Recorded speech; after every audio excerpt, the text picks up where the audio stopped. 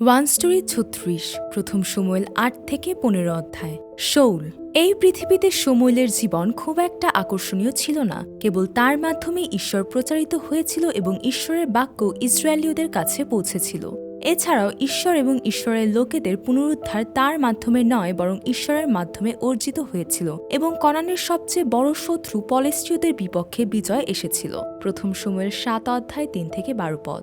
Bible বলে শমূয়েল তার জীবনের সমস্ত দিন ইসরায়েলের নেতা হিসেবে কাজ করেছিলেন। প্রথম শমূয়েল ৭ অধ্যায় ১৫ পদ। তিনি ইসরায়েলীয়দের ঈশ্বরের দিকে পরিচালিত করেছিলেন, রাজা হিসেবে নয়, বরং ঈশ্বরের প্রতিনিধি হিসেবে। ইসরায়েলীয়রা কনান দেশে প্রবেশ করার পর এটি তাদের জন্য আদর্শ দেশ হয়ে ওঠে।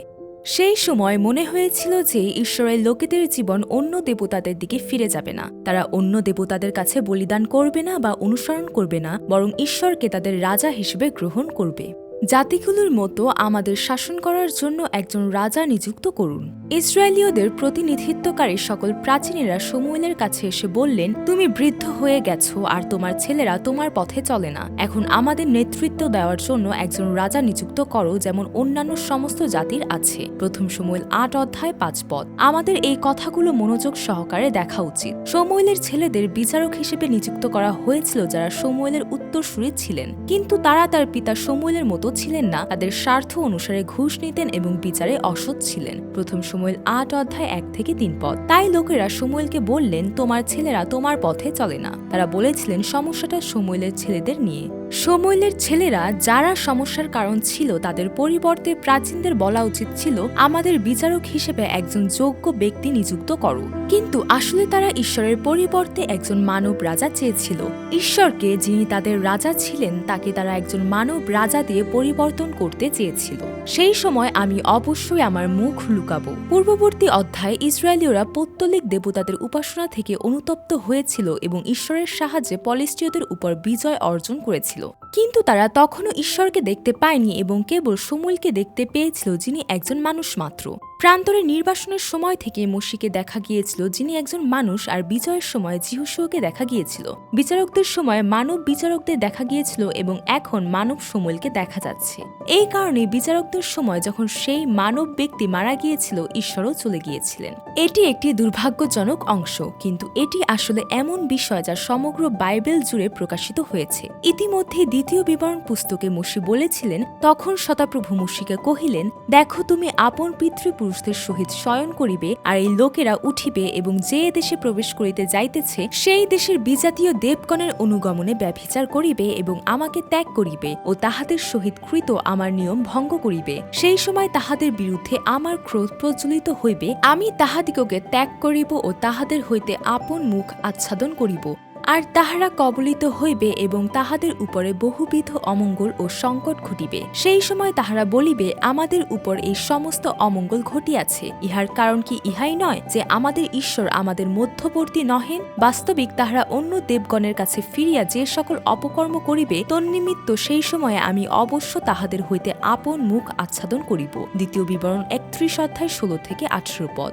অতএব ইসরায়েলীয়রা এখন ঈশ্বরকে দেখতে পাবে না, এটাই স্বাভাবিক। শুধুমাত্র যখন ঈশ্বর নিজেকে প্রকাশ করেন, তখন পাপী লোকেরা তাকে দেখতে এবং তার সাথে দেখা করতে পারে। নোহ, যিনি ঈশ্বরের অনুগ্রহ পেয়েছিলেন, অব্রাহাম, মোশি এবং শমূয়েল, যিনি ঈশ্বরের আহ্বান পেয়েছিলেন, ইসহাক, যাকব, যোসেফ, যিহোশূয়া এবং কালেব, যারা ঈশ্বরের লোক হিসেবে জীবনযাপন করেছিলেন, তাদের সকলকেই ঈশ্বরের পরিকল্পনায় ঈশ্বরের দ্বারা আহ্বান করা হয়েছিল, তাদের নিজস্ব ধার্মিকতার দ্বারা নয়। এবং ঈশ্বর তাদের সাথে দেখা করার কারণে তারা ঈশ্বরকে চিনতে, বিশ্বাস দ্বারা গ্রহণ করতে এবং ঈশ্বরের লোক হিসেবে জীবনযাপন করতে সক্ষম হয়েছিল। বাইবেল এখনো সেই গল্পটি বলছে। আমাদের ইসরায়েলীয়দের উপর পাথর ছুঁড়ে মারা উচিত নয়, বরং তাদের এবং নিজেদের দিকে অনুশোচনার সহিত তাকানো উচিত। আমরাও ঈশ্বরকে তখনই চিনতে পারি যখন ঈশ্বর আমাদের ডাকেন, দেখান এবং আমাদের সাথে দেখা করেন। ঈশ্বরের বাক্য জীবন হতে পারে। তাই ঈশ্বর বললেন, তুমি যাও, এই জাতিকে বলো, তোমরা শুনিতে থাকিও কিন্তু বুঝিও না, এবং দেখিতে দেখিতে থাকিও কিন্তু জানিও না। তুমি এই জাতির অন্তঃকরণ স্থূল করো, ইহাদের কর্ণ ভারী করো ও ইহাদের চক্ষু বন্ধ করিয়া দাও, পাছে তাহারা চক্ষে দেখে, কর্ণে শুনে, অন্তঃকরণে বুঝে এবং ফিরিয়া আইসে ও সুস্থ হয়। যিশাইয়া 6:9-10 পদ। তিনি বললেন, সেই দিনে ইসরায়েলের অবশিষ্টাংশ ও যাকব কুলের রক্ষাপ্রাপ্ত লোকেরা আপনাদের প্রহারকারীর উপরে আর নির্ভর করিবে না, কিন্তু ইসরায়েলের পবিত্রতম সদাপ্রভুর উপরে সত্যভাবে নির্ভর করিবে। অবশিষ্টাংশ ফিরিয়া আসিবে, যাকবের অবশিষ্টাংশ বিক্রমশালী ঈশ্বরের কাছে ফিরিয়া আসিবে। বস্তুত হে ইসরায়েল, তোমার লোকেরা সমুদ্রের বালির তুল্য হইলেও তাহাদের অবশিষ্টাংশই ফিরিয়া আসিবে, উচ্ছিন্নতা নিরূপিত তাহা ধার্মিকতার বন্যা স্বরূপ হইবে। যিশাইয়া 10:20-22 পদ। যিশু বলেছিলেন, তিনি উত্তর করিয়া কহিলেন, স্বর্গরাজ্যের নিগূঢ় তত্ত্ব সকল তোমাদিওকে জানিতে দেওয়া হইয়াছে, কিন্তু তাহাদিওকে দেওয়া হয় নাই। মথি 13:11 পদ। তিনি আবার বলেছেন, এই জন্য আমি তাহাদিগকে দৃষ্টান্ত দ্বারা কথা বলিতেছি, কারণ তাহারা দেখিয়াও দেখে না, শুনিয়াও শুনে না এবং বুঝেও না। মথি 13:13 পদ। আমি বারবার এই বিষয়ে উল্লেখ করছি, কিন্তু আমাদের ইসরায়েলীয়দের এক বা একটি সম্পূর্ণ অংশ হিসেবে দেখা উচিত। মিশর ছেড়ে আসা ইসরায়েলীয়রা মারা গেছে, প্রান্তরের প্রজন্ম মারা গেছে এবং কনানের প্রাথমিক বসতি স্থাপনের প্রজন্ম মারা গেছে, কিন্তু তারা সবাই এক দল এবং তারা এখনো যাকবের সেই উত্থান পতনের মধ্য দিয়ে যাচ্ছে। তারা এখনো যাকবের জব্বক নদী পার হতে পারেনি। এমন নয় যে ঈশ্বরের অস্তিত্ব নেই, কিন্তু তারা ঈশ্বরকে চিনতে পারে না। ইসরায়েলীয়রা কেবল তখনই ঈশ্বরের জনগণ হিসেবে জীবনযাপন করতে পারে, ঈশ্বরের ইচ্ছা অনুযায়ী জীবনযাপন করতে পারে, যখন তারা পরমগীত এবং ভাববাদীদের পুস্তক অতিক্রম করে এবং যীশু খ্রিস্টের মাধ্যমে সুসমাচারের পুস্তক সহ পবিত্র আত্মার আগমন ঘটে। অন্য কথায়, যখন ঈশ্বর আসেন এবং তাদের সঙ্গে সাক্ষাৎ করেন। অবশ্যই প্রেরিতরা এবং আদি মণ্ডলীর সদস্যরা ইসরায়েলীয়দের প্রতিনিধি হিসেবে আবির্ভূত হবেন, কিন্তু সমস্ত ইসরায়েল নয়। তাদের কথা শুনুন এবং একজন রাজা নিযুক্ত করুন। ইসরায়েলীয়রা যখন বলেছিল, আমাদের নেতৃত্ব দেওয়ার জন্য একজন রাজা দাও, তখন শমূয়েল অসন্তুষ্ট হয়েছিলেন এবং ঈশ্বর আরও বলেছিলেন, লোকেরা তোমাকে যা বলছে তা শোনো। তারা তোমাকে অগ্রাহ্য করেনি, বরং তারা আমাকে তাদের রাজা হিসেবে অগ্রাহ্য করেছে। প্রথম শমূয়েল 8:7 পদ। ইসরায়েলীয়রা ঈশ্বরকে, তাদের প্রকৃত রাজাকে পরিত্যাগ করেছিল। না, ঈশ্বরকে পরিত্যাগ করা ছাড়া তাদের আর কোনো উপায় নেই, কারণ ঈশ্বর এখনও তাদের পবিত্র আত্মার অনুগ্রহ দেননি, যা প্রকৃত ত্রাণকর্তা যীশু খ্রিস্টের মাধ্যমে আসে। ঈশ্বর শমূয়েলকে বলেছিলেন, তাদের কথা শোনো এবং তাদের জানাও যে তাদের উপর রাজত্বকারী রাজা তার অধিকার হিসেবে কি দাবি করবে। প্রথম শমূয়েল 8:9 পদ। এবং শমূয়েল তাদের রাজার দাবি এবং অধিকার শিখিয়েছিলেন। শমূয়েল তাদের বলেছিলেন যে তারা যে রাজাকে চেয়েছিল তার কারণে তারা তার দাস হয়ে যাবে এবং তার কারণে তারা চিৎকার করবে, কিন্তু ঈশ্বর উত্তর দেবেন না। তবুও লোকেরা শমূয়েলের কথা শুনতে অস্বীকৃতি জানালো এবং বলল, না, আমরা আমাদের উপর একজন রাজা চাই। তাহলে আমরা অন্যান্য সকল জাতির মতো হব, আমাদের নেতৃত্ব দেওয়ার জন্য এবং আমাদের আগে আগে গিয়ে আমাদের যুদ্ধ করার জন্য একজন রাজা থাকবে। প্রথম শমূয়েল 8:19-20 পদ। সেই জন্যই ঈশ্বর বলেছেন, তাদের কথা শোনো এবং তাদের একজন রাজা দাও। প্রথম শমূয়েল 8:22 পদ। বাক্যটি দেখলে ঈশ্বর বলেন, একজন রাজা নিযুক্ত করো, কিন্তু প্রেক্ষাপটে ঈশ্বর সেই লোকেদের বোকা দাবি আংশিকভাবে মঞ্জুর করছেন,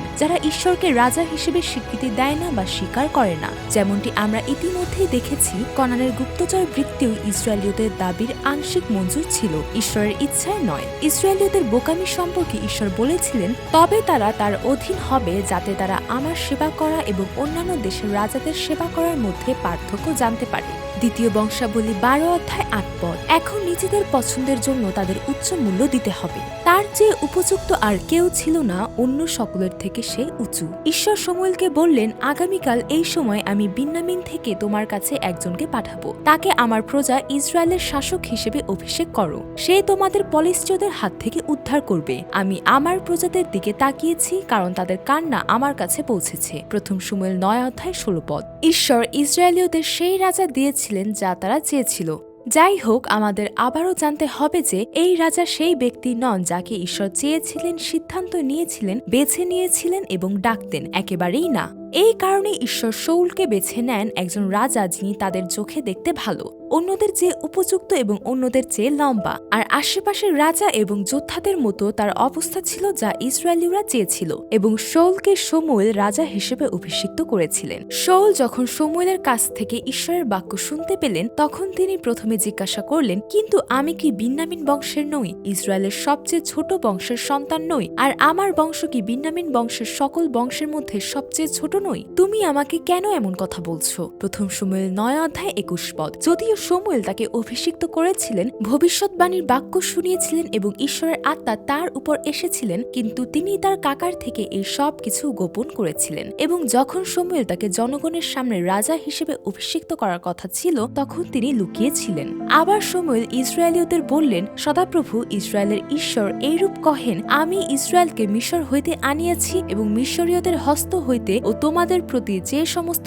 রাজ্য উপদ্রব করিত তাহাদের হস্ত হইতে তোমাদিগকে উদ্ধার করিয়াছি। কিন্তু তোমরা অদ্য তোমাদের ঈশ্বরকে, যিনি সমস্ত দুর্দশা ও সংকট হইতে তোমাদের নিস্তার করিয়া আসিতেছেন, তাহাকেই অগ্রাহ্য করিলে এবং তাহাকে বলিলে যে, আমাদের উপর একজন রাজা নিযুক্ত করো। অতএব তোমরা এখন আপন আপন বংশ অনুসারে ও সহস্র সহস্র অনুসারে সদাপ্রভুর সাক্ষাতে উপস্থিত হও। প্রথম শমূয়েল 10:18-19। তবু যারা ক্রমাগত রাজা দাবি করছিল তাদের উদ্দেশ্যে শমূয়েল অবশেষে বললেন, তোমরা কি প্রভু যাকে মনোনীত করেছে তাকে দেখতে পাচ্ছ?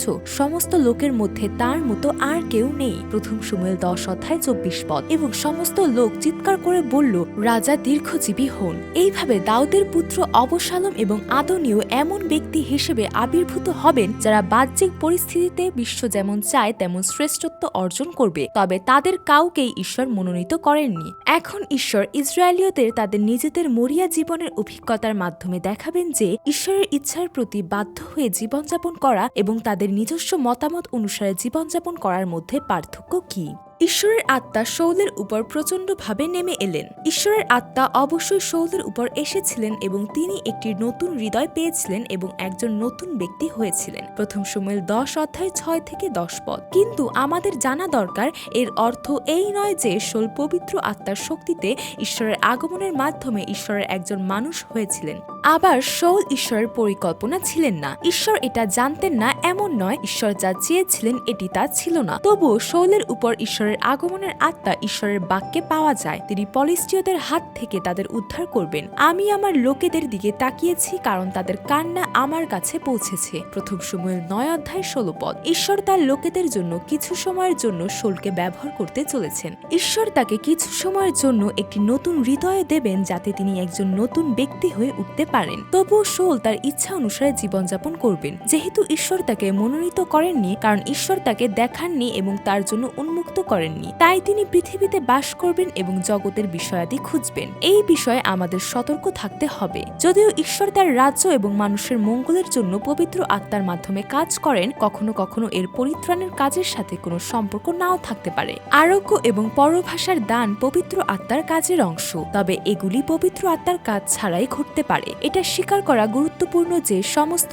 আরোগ্য পবিত্র আত্মার নয় এবং পবিত্র আত্মার সমস্ত কাজ পরিত্রাণের কাজ নয়। কে বলেছিলেন যে শাউল কিভাবে আমাদের শাসন করতে পারেন? শাউল অম্মনদের সাথে তার প্রথম যুদ্ধে জয়লাভ করেন। ঈশ্বর তার লোকদের রক্ষা করতে শাউলকে সাহায্য করেছেন। শাউল যুদ্ধে জয়লাভ করেন এবং ইসরায়েলীয়রা বলে, কে জিজ্ঞাসা করেছিল শাউল কি আমাদের উপর রাজত্ব করবেন? প্রথম শমূয়েল 11:12। এবং সকলে শাউলের অনুসারী হয়ে ওঠে এবং শাউলকে রাজা করে। শাউল জানতেন যে এটি এমন একটি বিজয় যা তিনি নিজে করতে পারবেন না এবং তার ঈশ্বরকে আরো বেশি অনুসরণ করা উচিত ছিল। কিন্তু পাপী মানুষরা সেই বিজয়কে তাদের নিজেদের অর্জন বলে মনে করবে।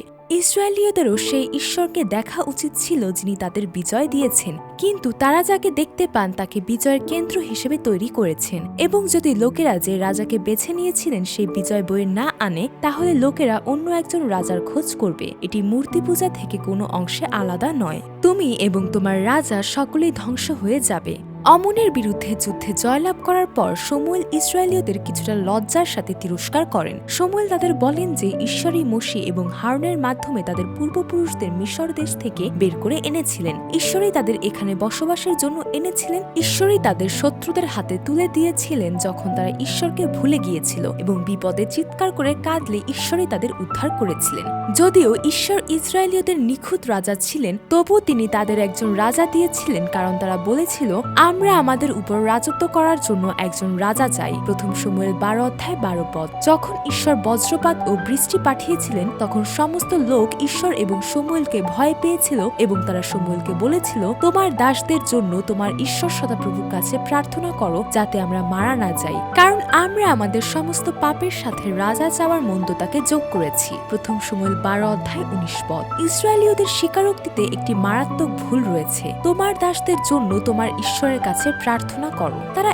এখনো দৃশ্যমান শমূয়েলকে ভয় পায় এবং শমূয়েল ছিলেন শাসক এবং ঈশ্বর তাদের ব্যক্তিগত ঈশ্বর ছিলেন না, বরং শমূয়েলের ঈশ্বর ছিলেন। তারা অনুতপ্ত বলে মনে হচ্ছিল, কিন্তু মূল কথা ছিল আমাদের রক্ষা করো। শমূয়েল বললেন, তুমি এই সমস্ত মন্দ কাজ করেছো, তবু প্রভুর কাছ থেকে দূরে সরে যেও না, বরং তোমরা সমস্ত হৃদয় দিয়ে প্রভুর সেবা করো। অসার মূর্তিগুলো থেকে দূরে সরে যেও। তারা তোমার কোনো উপকার করতে পারে না এবং তারা তোমাকে উদ্ধার করতেও পারে না, কারণ তারা অকেজো। তার মহান নামের জন্য প্রভু তার লোকদের প্রত্যাখ্যান করবেন না, কারণ প্রভু তোমাদের নিজের করে নিতে পেরেছিলেন। আমার পক্ষে এটা থেকে দূরে থাকুক যে আমি তোমাদের জন্য প্রার্থনা না করে প্রভুর বিরুদ্ধে পাপ করি, এবং আমি তোমাদেরকে ভালো এবং সঠিক পথ শেখাবো। কিন্তু প্রভুকে ভয় করতে ভুলো না এবং তোমাদের সমস্ত হৃদয় দিয়ে বিশ্বস্তভাবে তার সেবা করো। তিনি তোমাদের জন্য কত বড় বড় কাজ করেছেন তা বিবেচনা করো। তবুও যদি তোমরা মন্দ কাজ করে যাও, তাহলে তুমি এবং তোমার রাজা উভয়ই ধ্বংস হয়ে যাবে। প্রথম শমূয়েল 12 অধ্যায় 20 থেকে 25 পদ।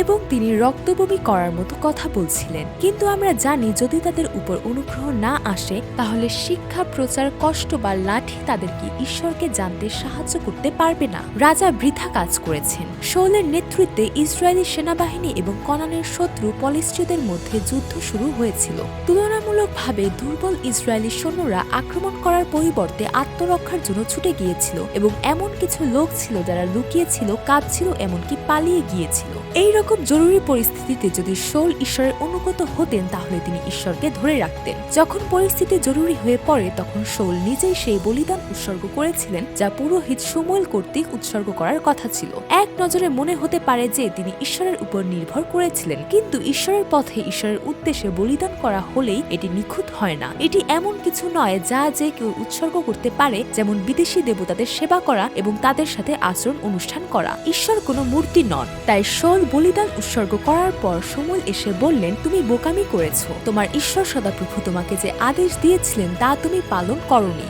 প্রথম শমূয়েল 13 অধ্যায় 10 থেকে 13 পদ। ঠিকই বলেছেন। ঈশ্বরকে রাজা হিসেবে পাওয়ার অর্থ হলো ঈশ্বরকে ঈশ্বর হিসেবে স্বীকৃতি দেওয়া এবং তার পথে ঈশ্বরের সেবা করা। আমার লোকেদের সামনে আমাকে তোমার ঈশ্বরের উপাসনা করতে দাও।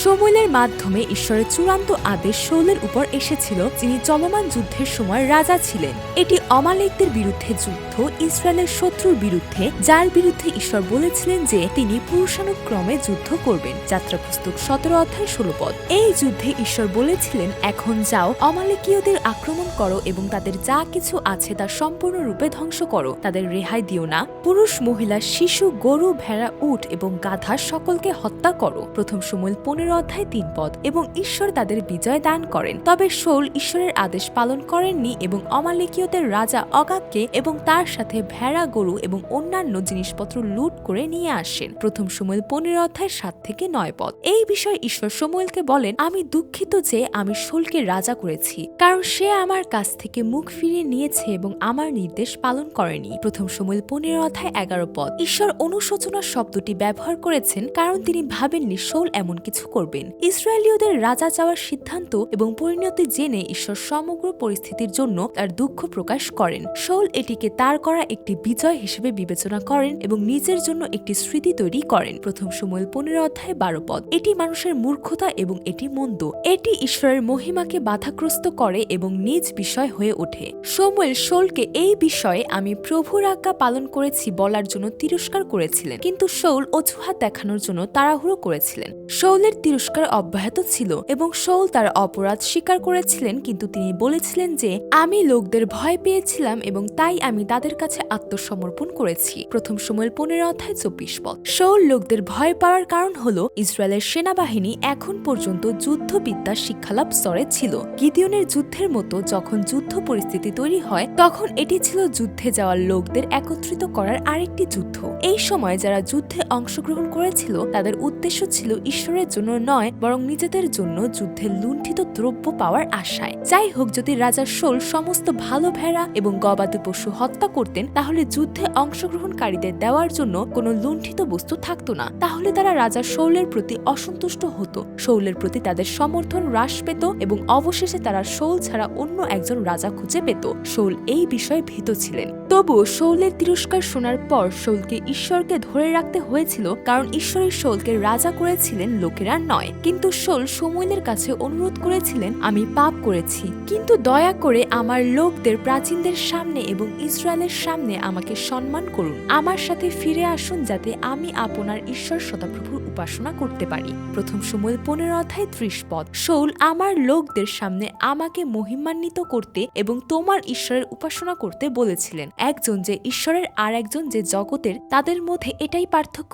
যে পরিস্থিতির ভয় মানুষের মধ্যে পরিচালিত হয়। অবশেষে এই ঘটনার কারণে শৌল আর রাজা থাকবেন না। এর অর্থ এই নয় যে তিনি তখন থেকে আর রাজা হিসেবে রাজত্ব করতে পারবেন না, তবে ঈশ্বর তাকে এই আনন্দের সাথে টিকিয়ে রাখবেন না। আমাদের এটি বুঝতে হবে, তিনি একটি পথ পেতে পারেন এবং কিছু সময়ের জন্য ঈশ্বরের কাজ করতে পারেন, এমনকি যখন ঈশ্বর আনন্দের সাথে তার সাথে থাকেন না। তবে এটি তার এবং অন্যদের জন্য দুর্ভাগ্যজনক। অবশেষে অমালেকীয়দের রাজা শয়তানের প্রতীক অগাগ মানব রাজা শৌল দ্বারা নিহত হননি, বরং ঈশ্বরের মানুষ শমূয়েল দ্বারা নিহত হন। বাইবেলে শৌলের মূল্যায়ন। শৌল, যিনি তার পুরো জীবন নিজের দেশের জন্য কাটিয়েছিলেন, তিনি যখনই শক্তিশালী বা সাহসী লোকদের দেখতেন তিনি তাদের তার কাছে ডাকতেন। যেহেতু তিনি ঈশ্বরের উপর নির্ভর করতে পারতেন না, তাই মানুষের উপর নির্ভর করা ছাড়া তার আর কোনো উপায় ছিল না। শমূয়েল শৌলকে কহিলেন, আমি তোমার সঙ্গে ফিরিয়া যাইব না, কেননা তুমি সদাপ্রভুর বাক্য অগ্রাহ্য করিয়াছ, আর সদাপ্রভু তোমাকে অগ্রাহ্য করিয়া ইসরায়েলের রাজ্যচ্যুত করিয়াছেন। প্রথম শমূয়েল 15:26। ঈশ্বর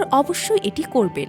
শৌল যখন জিজ্ঞাসা করেছিলেন তখন ঈশ্বর উত্তর দেননি এবং স্বপ্ন, উরিম বা নবীর মাধ্যমেও তাকে উত্তর দেননি। অবশেষে ফিলিস্তীয়দের বিরুদ্ধে যুদ্ধে শৌল মারা যান। বাইবেল বলে শৌল মারা গেছেন কারণ তিনি প্রভুর প্রতি অবিশ্বস্ত ছিলেন। তিনি প্রভুর বাক্য পালন করেননি এবং এমনকি নির্দেশনার জন্য একজন ভূতের সাথে পরামর্শ করেছিলেন এবং প্রভুর কাছে জিজ্ঞাসা করেননি। তাই প্রভু তাকে হত্যা করলেন এবং রাজ্য যিশয়ের পুত্র দাউদের হাতে তুলে দিলেন। প্রথম বংশাবলী 10:13-14। শৌলের মৃত্যুর কারণ সম্পর্কে বাইবেল বলে যে শৌল প্রথমে ঈশ্বরের বিরুদ্ধে পাপ করেছিলেন। যদিও তিনি ঈশ্বর কর্তৃক নিযুক্ত একজন রাজা ছিলেন, তিনি লোকেদের বেশি ভয় পেতেন, নিজের জন্য স্মৃতিস্তম্ভ নির্মাণ করতেন এবং ঈশ্বরের মহিমাকে বাধা দিতেন। এবং এটি বলে যে শৌল ঈশ্বরের বাক্য পালন করেননি, যেমনটি আমরা ইতিমধ্যেই দেখেছি। এটি ঈশ্বরের বাক্য অনুসারে জীবনযাপন ছিল না, বরং তার ইচ্ছা অনুসারে জীবনযাপন ছিল এবং তিনি প্রভুর কাছে প্রার্থনা করেননি। শৌল নিজেকে ঈশ্বরের লোক হিসেবে, তার সন্তান হিসেবে একটি নিখুঁত সম্পর্ক করতে ব্যর্থ হয়েছিলেন। সর্বদা শমূয়েলের মাধ্যমে তোমার ঈশ্বরের কাছে বলে অনুরোধ করেছিলেন এবং কেবল নিজের প্রয়োজনের জন্য জিজ্ঞাসা করেছিলেন। এবং যখন ঈশ্বর উত্তর দেননি তখন তিনি একজন মাধ্যম খুঁজছিলেন। এই কারণেই তিনি এই পৃথিবীতে একজন সাধারণ মানুষ হিসেবে নিজের জন্য বেঁচে থাকেন এবং একজন পাপী হিসেবে মারা যান।